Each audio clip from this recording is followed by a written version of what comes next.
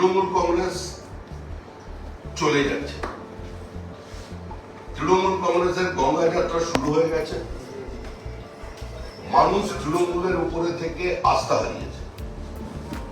গণতন্ত্রের পুনঃপ্রতিষ্ঠা স্লোগান দিয়ে যারা 2011 সালে তথাকথিত একটা ক্ষমতার পালাবদল করেছিল, তারা আজকে পশ্চিমবঙ্গের মানুষের সমস্ত গণতান্ত্রিক অধিকারগুলোকে বাজেয়াপ্ত করেছে, গোটা সমাজকে একটা খোলা বাজার বানিয়েছে এবং কার্যত পশ্চিমবঙ্গ রাজ্য সরকার পরিচালনা করতে গিয়ে এমন কোন দপ্তর তারা বাকি রাখেনি যেখানে তারা দুর্নীতি ছোঁয়া দেয়।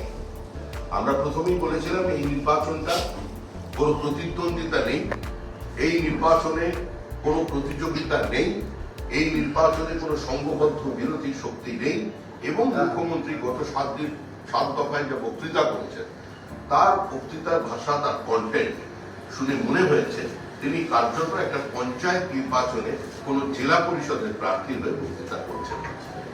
মানুষকে ধন্যবাদ, কারণ চূড়ান্ত প্রতিকূল অবস্থার মধ্যেও অনেক ভয় ভীতির আবহের বাইরে গিয়েও তারা এই নির্বাচনে অংশগ্রহণ করেছেন, তাদের মতামত জানাতে পেরেছেন এবং তৃণমূল কংগ্রেস গত ফেজ থেকে যে কাজ শুরু করেছিল যে প্রার্থীদের সরাসরি আটকে দেবেন, বাধা দেবেন, সেটা কিন্তু আজকের নির্বাচনেও একইভাবে চলেছে। আজকের নির্বাচনের অভিনব সংযোজন সেটা হচ্ছে সন্দেশখালীতে পুলিশ অফিসার লাঠিচার্জ করছে মহিলাদের উপরে এবং সেখানে বলছে যে এমন জায়গায় মার যেটা দেখাতে না পারে। আজকে এই ভাষা, এই দৃশ্য অতীতে কোনোদিন কেউ দেখেনি, কিন্তু তারপরও আমরা বলছি এই সমস্ত প্রতিকূলতাকে ভেঙে গুঁড়িয়ে দিয়ে পশ্চিমবঙ্গের রাজনীতি সচেতন মানুষ তৃতীয়বারের জন্য নরেন্দ্র মোদীকে প্রধানমন্ত্রী করবেন, তার জন্য তারা ভোট করেছেন। এবং এই আজকের নির্বাচনে যেভাবে আমাদের প্রার্থী সজল ঘোষ, শিলভদ্র দত্ত, রেখা পাত্র প্রত্যেক ক্ষেত্রে তারা যে আক্রমণ করেছেন, রাস্তা আটকেছেন গত ফেজের মতো, এবার সেটা তারা করেছেন এবং আমরা মনে করি যে এই নির্বাচনে যে শিক্ষা পশ্চিমবঙ্গের মানুষ তৃণমূল কংগ্রেসকে দিয়েছে, তৃণমূল কংগ্রেস ধরে রাখবে এবং অদূর ভবিষ্যতে তৃণমূল কংগ্রেসের শেষের শুরু সেটা কিন্তু এই নির্বাচন থেকেই হবে। এই সরকার 26 সাল পর্যন্ত পশ্চিমবঙ্গের ক্ষমতায় টিকে থাকতে পারবে না। নতুন সরকার আসবে, অচিরেই আসবে, অদূর ভবিষ্যতেই আসবে এবং কেন্দ্রের সঙ্গে সংঘর্ষ নয়, সমন্বয়ের মধ্যে দিয়ে পশ্চিমবঙ্গের শিল্পায়ন থেকে কর্মসংস্থান, সুস্থ শিক্ষাঙ্গন থেকে শুরু করে মানুষের স্বাভাবিকভাবে কথা বলার অধিকার, মত প্রকাশের অধিকার, রাজনীতি করার অধিকারকে পশ্চিমবঙ্গের মানুষের প্রতিষ্ঠিত করবে। এরপরে আজকে নির্বাচন সংক্রান্ত যা কিছু করবেন আমাদের বিরোধী দল নেতা, যার মোটামুটি জ্বরে তৃণমূল কংগ্রেস আক্রান্ত ছিল দীর্ঘদিন ধরে, সেই স্নায়ুগুলো।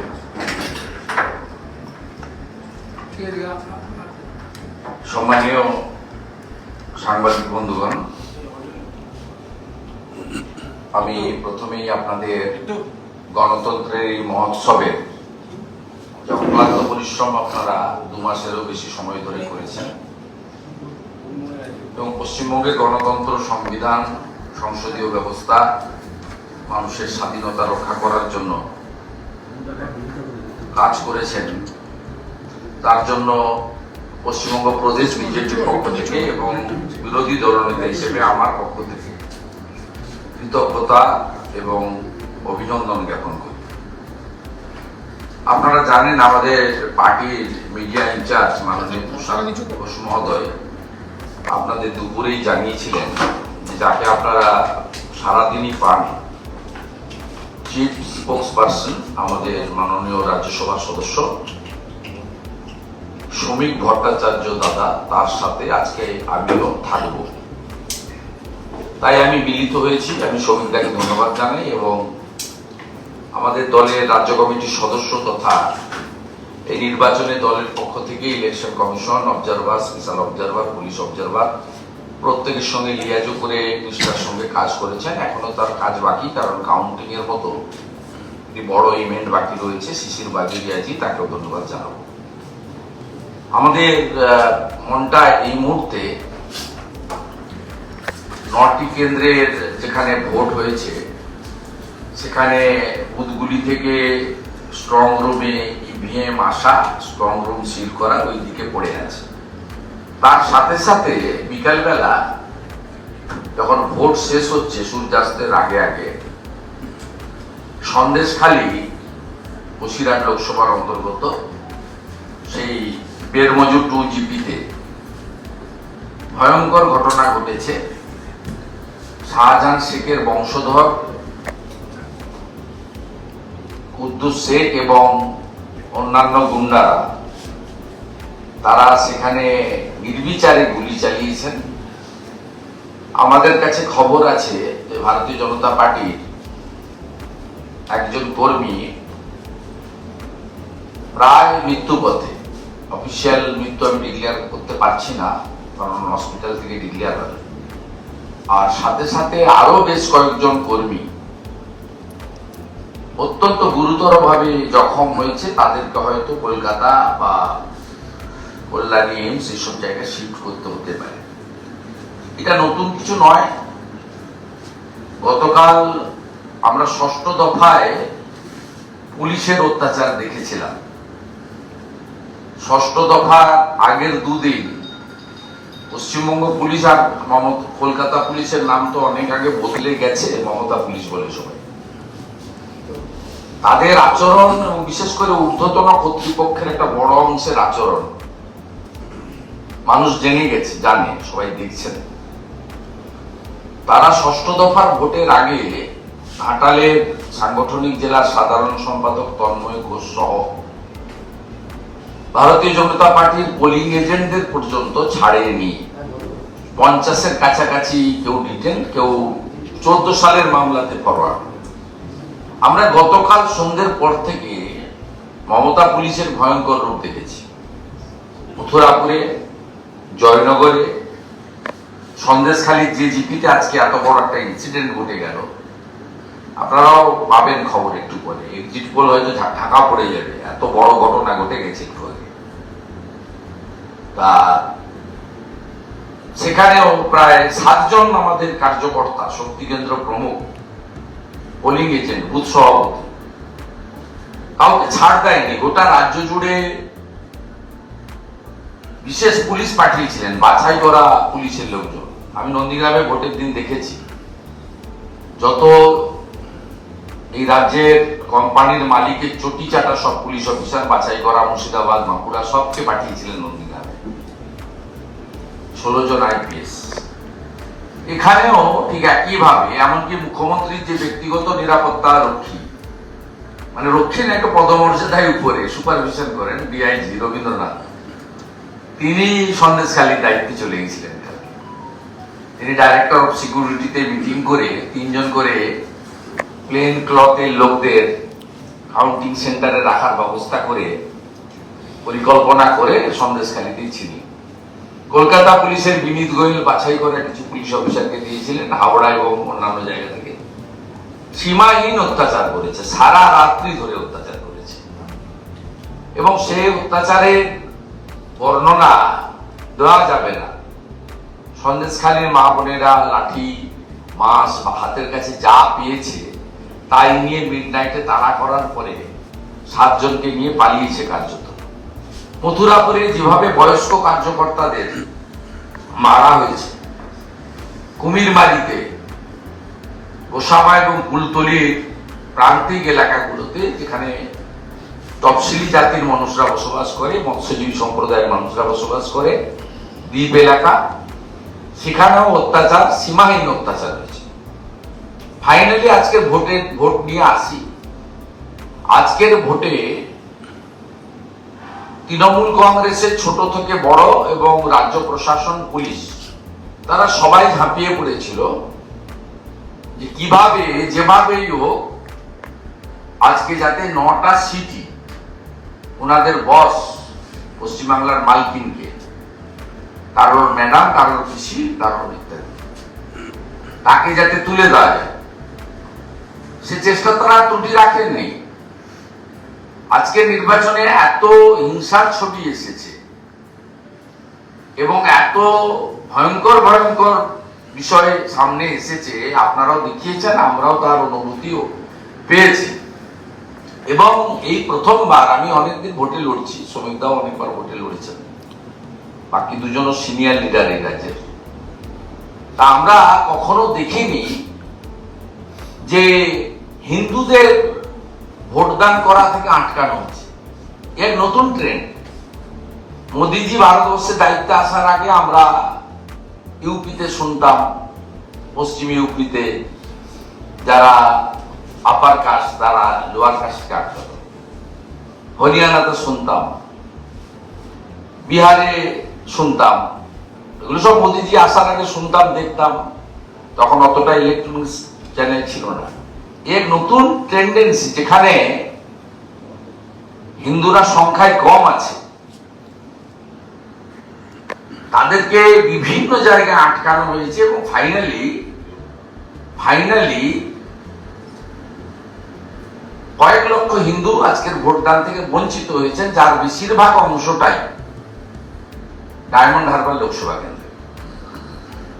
আমরা হিঙ্গলগঞ্জে যেখানে করেছিল, পরবর্তীকালে ওরা সাহস নিয়ে বেরিয়েছে এবং কেন্দ্রীয় বাহিনী কিউআরটি, তারা কেন্দ্রীয় বাহিনীকে নিয়ে অনেক কথা বলছেন, সংখ্যায় বেশি কিন্তু আরো বেশি অ্যাকশন চাই, কিন্তু তারা সংযত আচরণ করেছেন।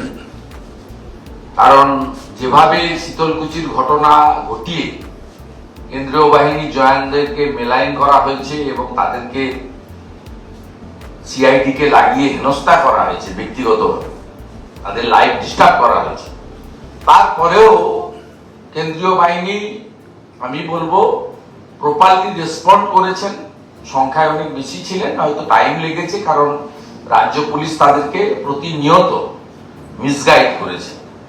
আপনি ভাবলে অবাক হবেন, এই বিধাননগরের এই অফিসে আমরা বসে আজকে কথা বলছি, এখান থেকে খানিকটা দূরে নিউ ব্যারাকপুর আপনার পৌরসভার অন্তর্গত 201 নম্বর ওয়ার্ড দমদম বিধানসভা, সেখানে 250 হিন্দু ভোট দিতে পারেন, ফাইনালি ভোট দিতে পারেন। ম্যাসিভ যেটা হয়েছে রিগিং, সেটা হয়েছে আপনার ক্যানিং পূর্বে, জীবনতলা এবং অ্যাডজয়নিং এলাকাতে, আর ডায়মন্ড হারবার জুড়ে। তা যে বিচ্ছিন্ন ঘটনাগুলো ঘটেছে তার মধ্যে ইতিমধ্যে সুমিতা বলেছেন, আমাদের প্রার্থীরা কেউ বাড়িতে বসে থেকে বা পার্টি অফিসে বসে ভোট করেন, তারা কিন্তু প্রত্যেকে লড়াইটা করেছেন, আপনাদের সামনেও ছিলেন, এবং তারা প্রত্যেকে ইলেকশন কমিশনের গাইডলাইন এবং ল অ্যাবাইড সিটিজেন হিসেবে তারা কিন্তু পারফরমেন্স তারা করেছেন। প্রত্যেকেই 9 জন লোকসভার প্রার্থী, একটা বিধানসভার উপনির্বাচনের প্রার্থীটা করেছেন। আপনারা দেখেছেন বরানগরের কাউন্সিলর শঙ্কর রাউতের নেতৃত্বে কিভাবে বরানগর বিধানসভার আমাদের কার্যালয় ভাঙা হয়েছে এবং সেখানে থাকা পার্টির অফিস ইনচার্জকে ফেলে মারা হয়েছে। আপনারা দেখেছেন কিভাবে রেখাপাত্র থেকে শিলভদ্র দত্ত থেকে শুরু করে অশোক পুরকাইত থেকে শুরু করে তাদেরকে পরিকল্পিতভাবে বাধাদান করা হয়েছে বুথ কেন্দ্র, ভোট কেন্দ্র ভিজিট করার সময়। আপনারা ডায়মন্ড হারবারে দেখেছেন কেন্দ্রীয় বাহিনীকে অ্যাকশন করতে না দিয়ে রাজ্য পুলিশ 4 ঘন্টা ধরে আমাদের প্রার্থী অভিজিৎ দাসকে ফলতাতে রাস্তার উপরে আটকে রেখেছিলেন কার্যত, যাতে তিনি অন্যান্য বিধানসভার বুথে যেতে না পারে। এবং আপনাদের একটি সাংবাদিক বন্ধু, তিনি সহ সারাদিনে আহতের সংখ্যা শতাধিক, তার মধ্যে বিভিন্ন হসপিটালে প্রাইমারি ট্রিটমেন্ট করে 50 বাড়ি গেলেও 40-45 জন হসপিটালে আছে, বিভিন্ন হসপিটালে, ক্যানিং হসপিটাল থেকে বসিরহাট হসপিটাল, আর কলকাতার বিভিন্ন প্রাইভেট হসপিটালগুলোতে আমাদের উদ্যোগে, বিজেপি পার্টির উদ্যোগে বেশ কয়েকজনকে আনা হয়েছে যাদের হেড ইনজুরি আছে। সব মিলিয়ে পশ্চিমবাংলার আজকে নির্বাচন রক্তাক্ত নির্বাচন হয়েছে। আমরা প্রাথমিকভাবে দলের কেন্দ্রীয় নেতৃত্ব এবং প্রার্থীদের সঙ্গে আলোচনা করে আমরা আজকে রাত্রি 12টার মধ্যেই মেল মারফত ইলেকশন কমিশন তাদেরকে আমরা দাবি করব ডায়মন্ড হারবার লোকসভা ফলতা বিধানসভা কেন্দ্রের 260টি বুথের মধ্যে 230টা বুথে পুনর্নির্বাচন করা হোক।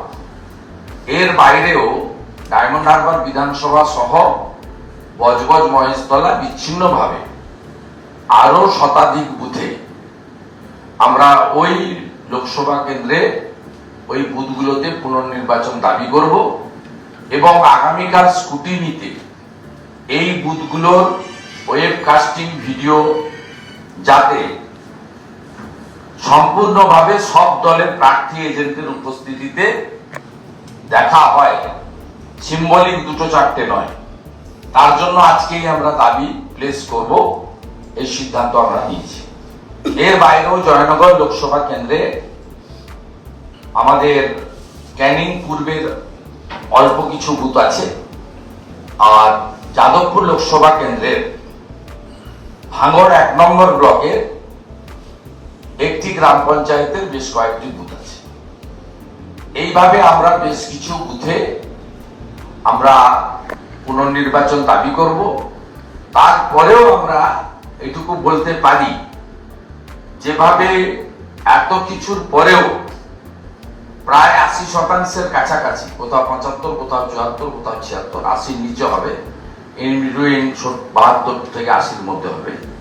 আমি অ্যাকচুয়াল ফিগারটা এখনো পাইনি, আপনারাও পাবেন, আমরাও পেয়ে যাব। তা আমরা মনে করি যে ডায়মন্ড হারবারের এই পোর্শনটা ছাড়া মানুষ নিজের ভোট নিজে দিতে পেরেছে।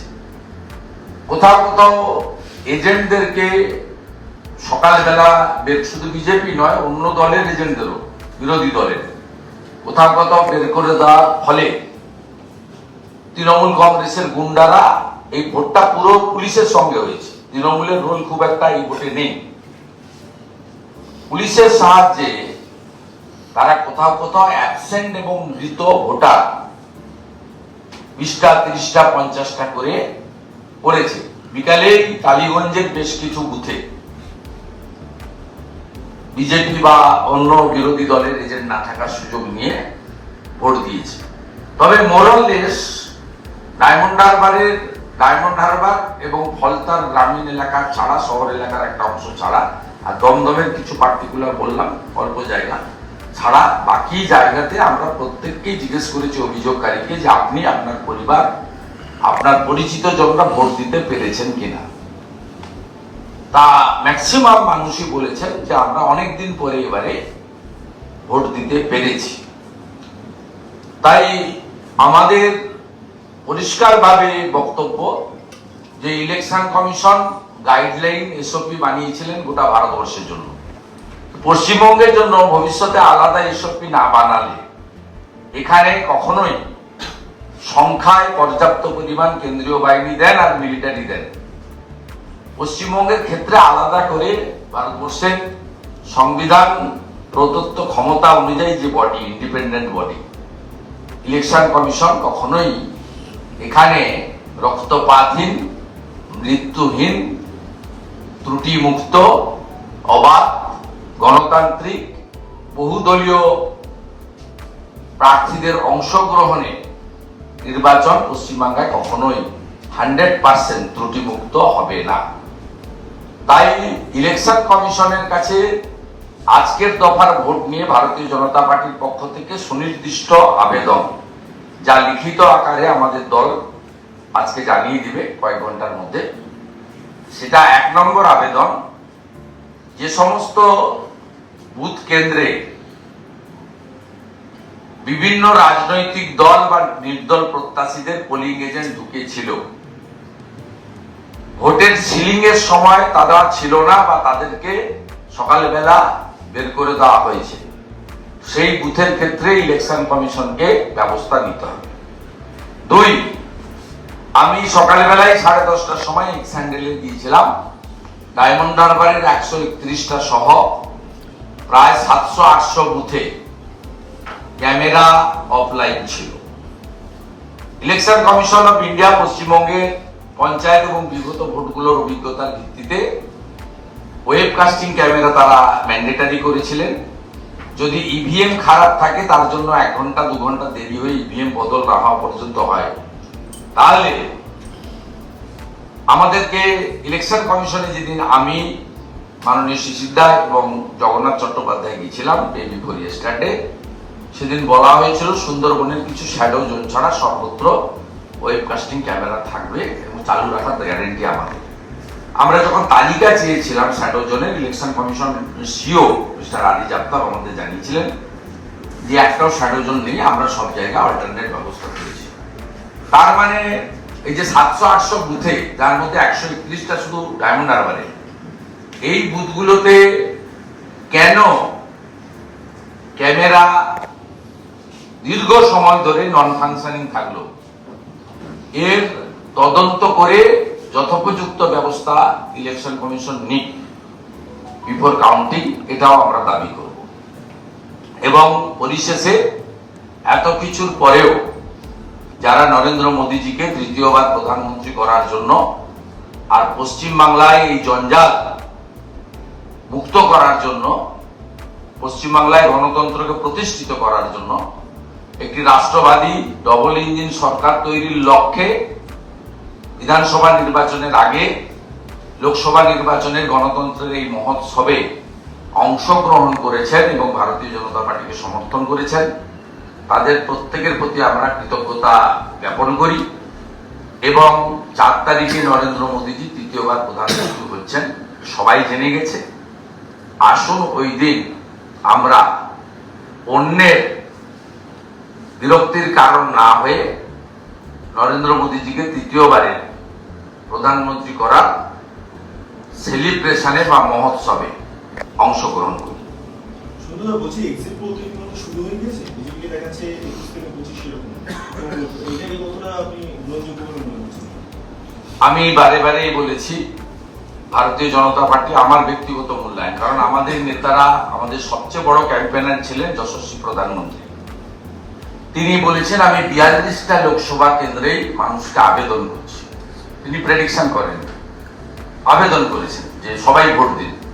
এরপরে তো আমরা বলতে পারি না যে 40টাতে আমরা জিতবো, 41টাতে জিতবো। আর আমাদের আরেক অভিজ্ঞ নেতা, প্রাক্তন সভাপতি যশস্বী স্বরাষ্ট্রমন্ত্রী, তিনি বলেছেন যে তার অভিজ্ঞতার ভিত্তিতে যে আমার 30টা পদ্ম চাই, মানে 30 জন এমপি চাই, তাহলে তাড়াতাড়ি পশ্চিমবাংলায় মানুষকে আমরা এই জঙ্গল রাজ থেকে, এই অত্যাচার থেকে, দুর্নীতি থেকে, এই ভ্রষ্টাচারী পরিবারবাদী একটা কোম্পানি, পুলিশ নির্ভর একটা পার্টি, আইপ্যাকের মতো চিটিংবাজদেরকে যারা আমদানি করে গোটা রাজ্যের রাজনৈতিক ব্যবস্থাটাকে কলুষিত করেছে, এই জঞ্জালটাকে আমরা সাফ করতে পারবো। 30টা পদ্ম চাই। এরপরে একটা ইলেকট্রনিক্স চ্যানেলে আমার ইন্টারভিউতে আমি বলেছিলাম যে তারা আমাকে জানতে চেয়েছিল আপনার সংখ্যা কি, যেটা আপনি আজকে জানতে চেয়েছেন। আমি বলেছি, এখনো বলছি, এত চুরিচামারি করার পরে, ঘাটালের কেস করে চুরি করেছে সবাই জানে, আজকে ডায়মন্ড হারবার কার্যত লুট করেছে। কি করেনি বলুন? বিজেপির পদ্ম ফুলের উপর স্টিকার লাগানো, সেন্ট ঢালা, দাঁড়িয়ে থেকে ভোট দেওয়া এবং পোলিং পার্টি থেকে পুলিশ সমস্ত সেটিং কম্প্রোমাইজ করে করা, ফলতাতে সব ক্যামেরা উল্টো দিকে ঘোরানো ছিল। আমরা স্কুটিনিতে কেন চাইছি ক্যামেরা দেখানোর জন্য? ক্যামেরাগুলোতে কিছু আসবে না, উল্টো দিকে ঘোরানো থাকবে ফলতার ক্যামেরা। 260টা বুথের মধ্যে 230টা কোনো ক্যামেরায় উল্টো দিকে দেখবে, জানলা দেখা যাবে, দরজা দেখা যাবে, মানুষ দেখা যাবে। হ্যাঁ, তো গাম সবকিছু করেছে। তারপরেও আমি বলি, সেদিনও যা বলেছিলাম একটা ইলেকট্রনিক্স চ্যানেলকে বহুল প্রচারিত, আজকেও বলি যে আমরা তৃণমূল কংগ্রেসের থেকে আসন সংখ্যার নিরিখে বেশি থাকি। এটা আমার ব্যক্তিগত অবজারভেশন। শুভেন্দুদা, আপনি একটা মারাত্মক অভিযোগ করলেন, দমদম ডায়মন্ড হারবার লোকসভা কেন্দ্রে যেখানে হিন্দুরা সংখ্যায় কম, সেখানে 1 লক্ষ হিন্দু ভোটারকে বেরোতে দেয়নি, আটকে দেওয়া হয়েছে। ছিল কেন্দ্রীয় বাহিনী। নির্বাচন কমিশন বলেছিল fair and free and fair election হবে। তাহলে যদি ভোটারদের ভোট দিতে বাধা দেয়, তাহলে কিভাবে ভোটটা হবে? মানে আর কি দরকার যে ভোট দিতে গেলে? না না, ইলেকশন কমিশন ওটা ভারতবর্ষের নিরিখে এসওপি করেছিল। তারা এমএইচএ কে অনুরোধ করেছিল পর্যাপ্ত পরিমাণ বাহিনী দিতে। এমএইচএ অন্যান্য রাজ্যে ভোট শেষ হয়ে যাওয়ার কারণে, বা যেহেতু গত পঞ্চায়েত ভোটে 820 কোম্পানি বাহিনী দিতে হয়েছিল হাইকোর্টের নির্দেশে, তারা ইলেকশন কমিশনকে সম্পূর্ণ সহযোগিতা করেছে।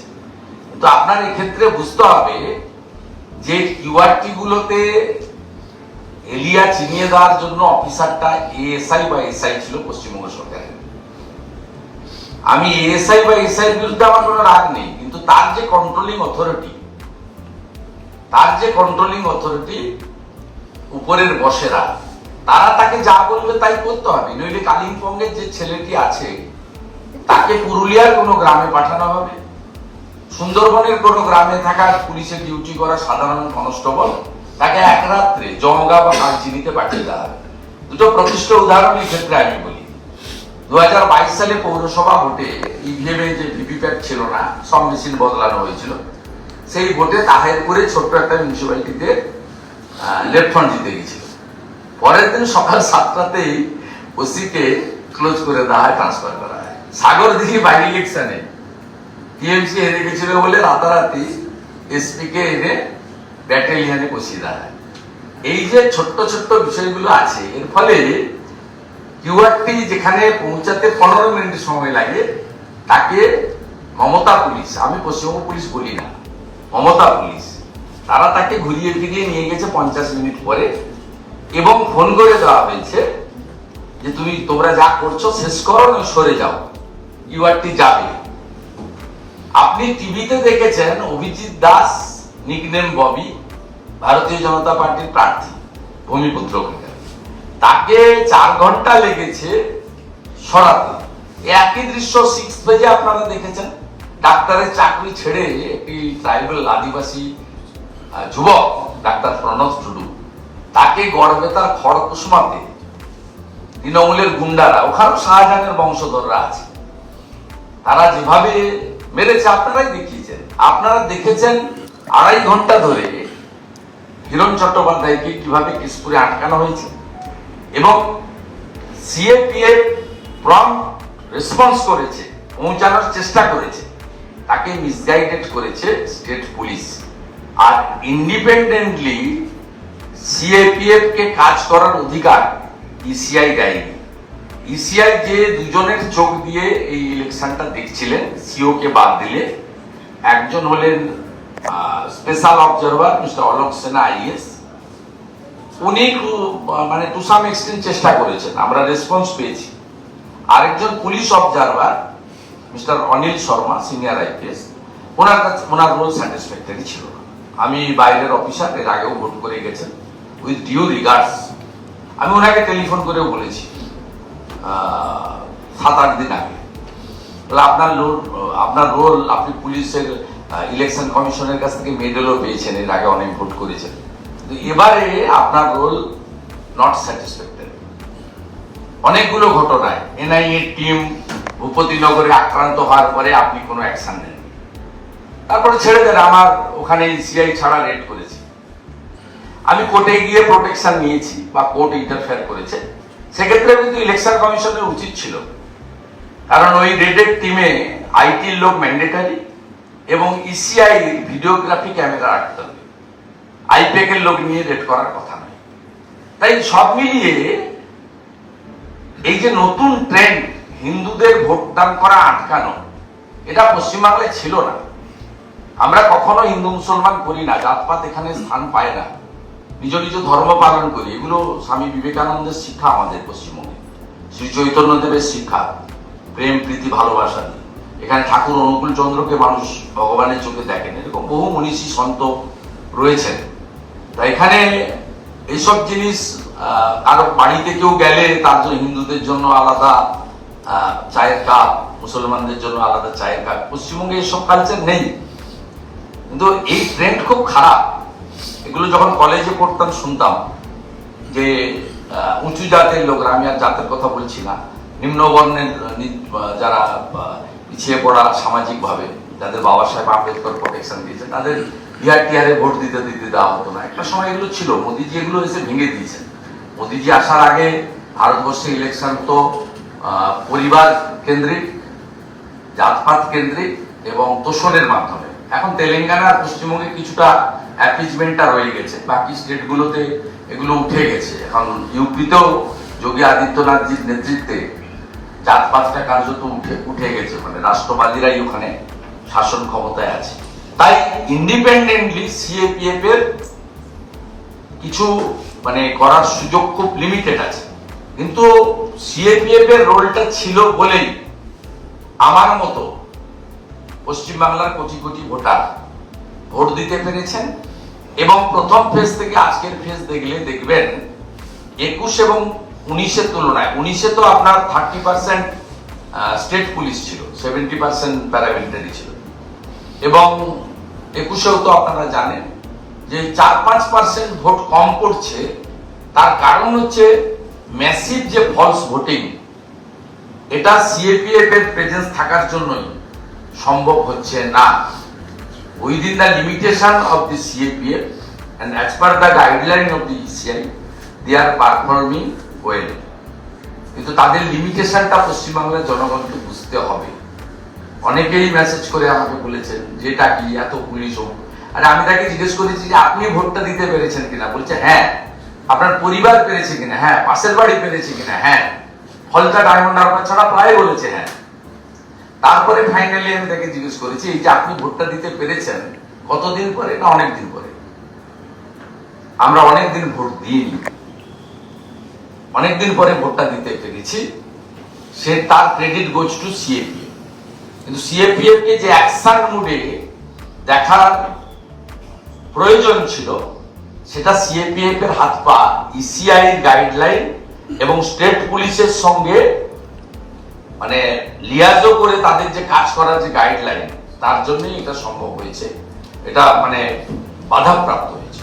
আমি মাননীয় শিশির বাজুরিয়াকে সুসংহিতার অনুমতিতে বলবো যদি আজকে কমপ্লেনের কিছু ডাটা থাকে 1 মিনিট। আপনি ডাটা শুরু করুন, আমরা কিছু বলি।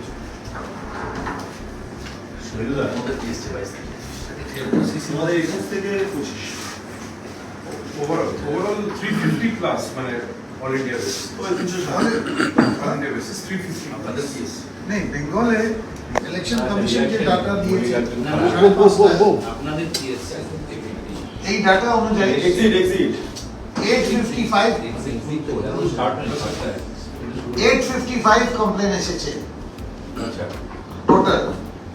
বিজেপির আছে 267,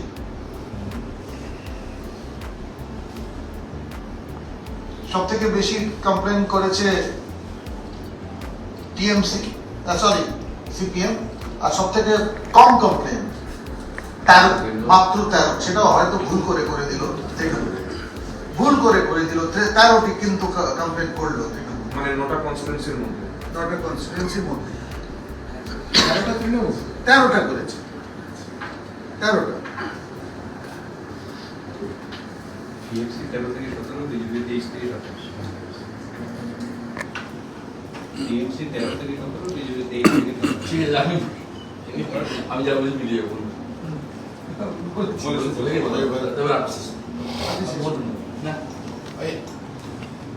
এক্সিট পোল গত বিধানসভা নির্বাচনে 3টে রাজ্যকে কেন্দ্র করে আমরা যেটা দেখেছিলাম যে তৃণমূল কংগ্রেসের অফিসে কার্যত আগের দিন রাত্রি থেকে ফ্ল্যাগ এবং বড় লাঠি নিয়ে তারা একটা মিছিল করবার পরিকল্পনা নিয়েছিল এবং প্রত্যেক সাংবাদিকদের দুপুরে মধ্যাহ্নভোজের আহ্বান জানিয়েছিল প্রদেশ কংগ্রেস দপ্তর।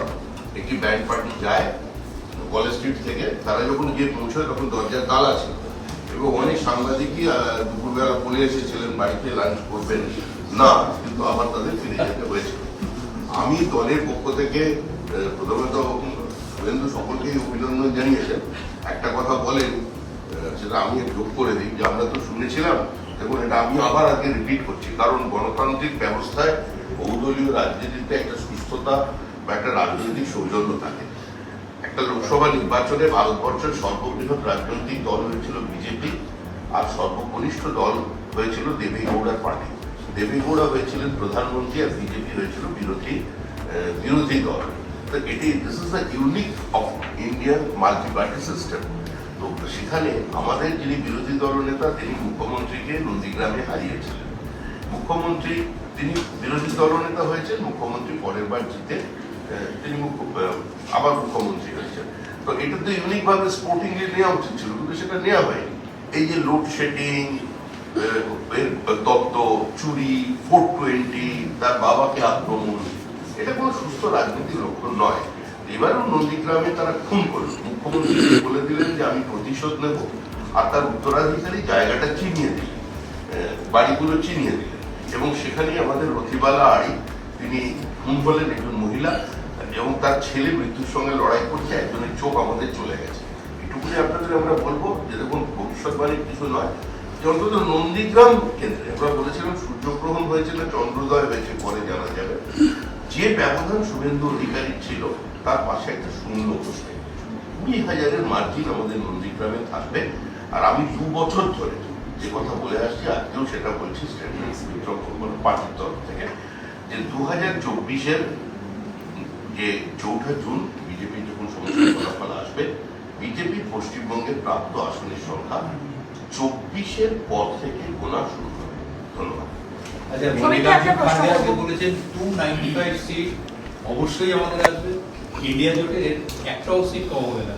দেখুন, স্বপ্নের খিচুড়িতে কেউ যদি বেশি কয়েক চামচ ঘি মেশাতে চান তাহলে মেশাতে পারেন, কিন্তু স্বপ্নের খিচুড়িতে যদি আপনি বালতি করে ঘি মিশিয়ে দেন তাহলে মুশকিল। হয়ে গেছে? Over. চলুন আমাদের এই